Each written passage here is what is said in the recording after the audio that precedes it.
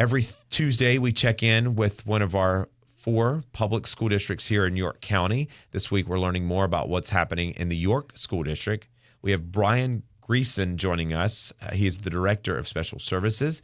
And Bryan, good morning to you, and welcome back again. Nice to be with you this morning. It's about a year ago this time last year we had you on. It sure was. Good to be back. We'll make it a yearly appointment. How about that? Good. Well, you're coming at a good time of the year because everyone's on that countdown. Exactly. We cannot believe there's a handful of weeks left in this school year. It's really flown by, but it's been a great school year.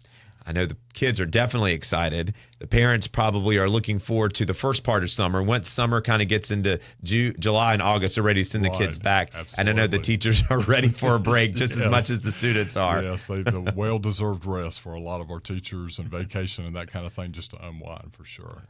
Well, Bryan, tell us more about your role as the Director of Special Services. Yeah. Director of Special Services covers special education and all what we call related services. And today I know we're talking about some of what we call our support staff. We've got some great things going on in our classrooms, but to support our teachers and our students in those classrooms is a key. We have our school psychologists, we have school social workers, our counselors, we have mental health therapists in our schools. We have our speech pathologists. We have our OT, occupational therapists, physical therapists, just a lot of folks that are there to give support for some of our students and our families that maybe have some needs. Bryan, for the students that have all of these amazing support services at their fingertips, how does that look like in a day-to-day setting? If I'm a student and maybe I'm just having a rough time or something's going on in my personal family life, is it one of those things that I just tell my teacher I need to step out and go connect? Absolutely. And the school counselors are there. Of course, several school counselors in our secondary and a school counselor in every elementary, and they're very accessible. And they know the students. They push into the classrooms. They do a lot of lessons in classrooms, so they're not going to be a stranger at all to the students. And then our mental health therapists, again, through referral, what's great there, they're licensed therapists that the families can work with. And then that way the youngster can be seen right there during the school day and not try to have to find that appointment after hours and that type thing. And so they're busy. Their caseloads are high. They're seeing lots of students now, which is a good thing. That means people are accessing it.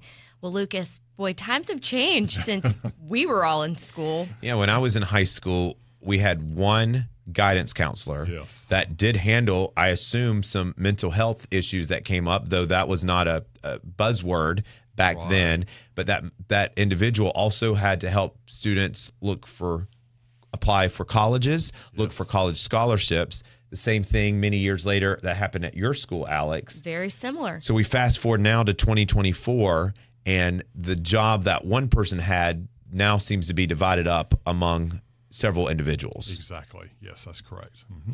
So again, these positions have always existed, but schools have realized we need to get a handle on this. We're noticing trends with our faculty and staff, our teachers and students, that if we don't provide them with some skills, they're just not going to be set up for success once they graduate. Is that the mind frame? Exactly. And seeing the students where they are, meeting the needs where they are. Sometimes the situation is we probably get our social worker involved because there's something between the school and the family. And there's a lot of needs with some of our families. And if a family is struggling at home, it could be financial. There could be some things going on, helping to meet those needs as well. Because if a youngster comes into school in the morning and he hasn't slept well, he hasn't had enough nutrition, there's so many factors there. So, again, our social workers can come into play there. Our school nurses do a lot more than, they used to say, Band-Aids on the boo-boos. Band-Aids on the boo-boo. We've got just a lot of, serious medical conditions, but our kids can come to school because of the expertise of our school nurses. And they do a lot of that kind of counseling as well when students come to see them with different things that they're concerned about. So just that team approach to all these different services is huge.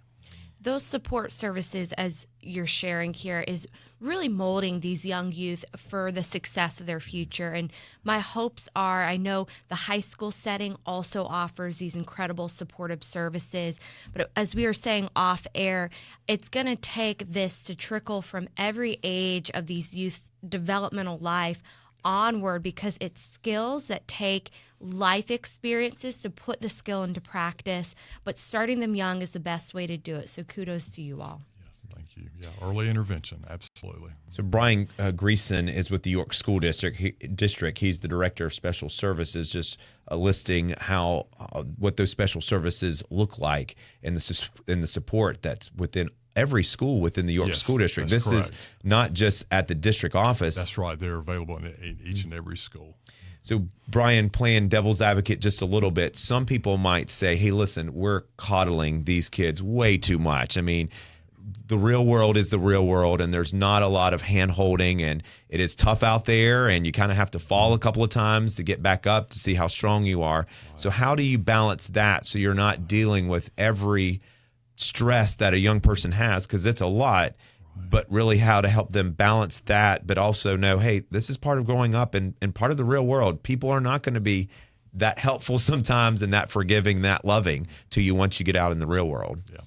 I think that meeting the student where they are and the families where they are, and you're right, it is a real world out there, but to face what we do, all of us do each and every day, is what skills do we need to face the real world. Some of our students adjust and do fine. For a lot of the time, they may have periods of time, and then we have some, for various reasons, they may be struggling in a lot of different things. And then there may be some mental health diagnoses and those type things that come into play. So I do hear that from, the public, and that is like, oh, we can't be coddling these kids. But, that's not what this is all about. It is teaching those skills and teaching those coping skills and things so they can go out and be successful no matter what they're doing, whether they're in school, whether they're out playing athletics, out on the youth sports and that type thing. And then as they graduate, preparing them for if they're going to be on to a technical school, for your college, the workplace, military, what skills do they need, and supporting that social, emotional development, which is so important. I guess we can celebrate we're at the point in life where we can raise our hand and say, hey, listen, something's just not right. I need help. Yeah, I don't know what's going on. Everything's fine. I'm not there yet. But I just need, what can I do? And to your point, it might be when you get stressed, take a deep breath, close the book, put your head down on the desk for 5 minutes, and then come back to life. Exactly. Which is better understanding for us all. Some may need cognitive behavioral therapy. Really, the list goes on. But the world is different, and it's hard for parents to judge what the young ones are going through because, again, this world is different. But as our data shows, between suicide and mental health rates being up, you have to have these early interventions. And we're so grateful to have these supportive resources right here in our local York School District. And I'm sure, Bryan, a lot of these services have become heavily popular since COVID, right? I mean, we are starting to learn what we all went through during COVID and sheltering in place. While was the decision at the time, we're learning that we are social human beings, and so that I know that has really sped up this the need for these services. Yeah. And we never look at that as it's definitely our history, the post-pandemic. We definitely are dealing with those things, but the key is how do we move forward from that? It was impacted all of our families and our students and our communities. How do we move forward at this point? So. And what's great about these services, if they're offered there at the school, the young person is able to take care of it right there with, I'm sure, notifying the parents. But that means the parent or the caregiver does not have to take time off of work and come get the child and then take them somewhere else and then bring them back. And that's, you lose a whole day of classroom time, and the parent loses some job time, time on the job and all that stuff. So the fact that this is right here at your child's school is fantastic.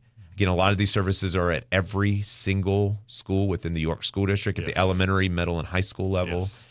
So if they have questions, they can just reach out to the individual, their child's teacher for starters. Or the school counselor is always a good start. And then if some of these other folks, we can easily get them involved as their district. They share the schools, our school psychologists and social workers and our speech therapists and those type things. But they are easily accessible and can be reached and get things, getting around the table. That's how a lot of this starts. We have MTSS teams, multi-tiered systems and supports in each school, and that's a variety of people. It's our behavior interventionists, our reading interventionists, our literacy coaches, teachers, school psychologists, and they can come together and look at any student that's struggling, whether it's academics, whether it's behavior, social, emotional development. Anybody struggling, they can bring to these teams and really get some interventions going. And Bryan, if these young people seek these services, are their parents notified that absolutely. Okay. The parents are always from the get-go. We want them because it's a joint effort always with families, with our parents and our students, as well as collaborating with our outside agencies too. Physicians and different agencies out. Collaboration is a key. Well, again, this is happening right at your child's school if they attend any of the schools within the York School District. And it's just great to know, Alex, you said it best. At school, it's a different time than when we were there, even just a couple years ago. So the fact that we are growing and evolving, it seems like it's headed in the right direction. Bryan Greeson, again, is with the York School District. He is the Director of Special Services.